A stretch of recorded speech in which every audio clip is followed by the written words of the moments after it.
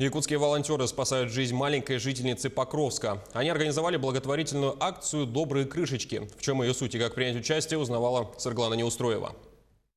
В 2013 году Ольга Емельянова удочерила маленькую Алену, а уже в 2014 девочка перенесла инсульт. С тех пор малышка по рекомендациям врачей проходит реабилитацию 2 раза в год. Однако до сих пор специалисты не дают никаких прогнозов. Теперь, как признается Ольга, вся надежда на специальный реабилитационный тренажер. Только вот денег на него у семьи нет. Фонд «Добрые крышечки» нам помогает в сборе денег для этого тренажера, чтобы приобрести его к нам.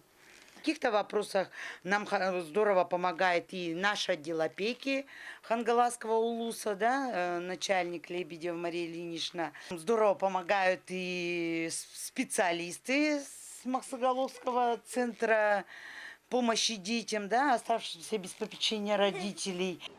Деятельность акции «Добрые крышечки» в Якутии началась в июле 2019 года на первом мероприятии по сбору вторсырья, организованном экоактивистами Якутска.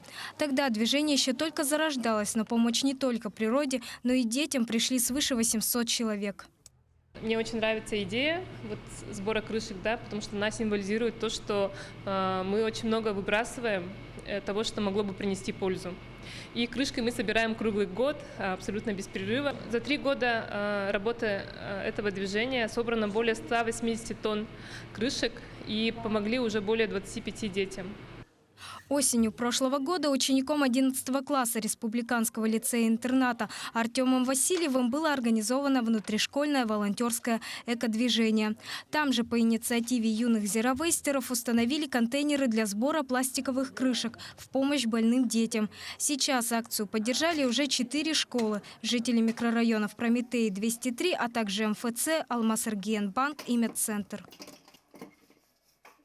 Я каждый день вижу, что экология у нас портится, и мне бы хотелось, чтобы это прекратилось и пошло в обратную сторону. Мы должны помогать друг другу, иначе нам уже не ужиться в этом мире.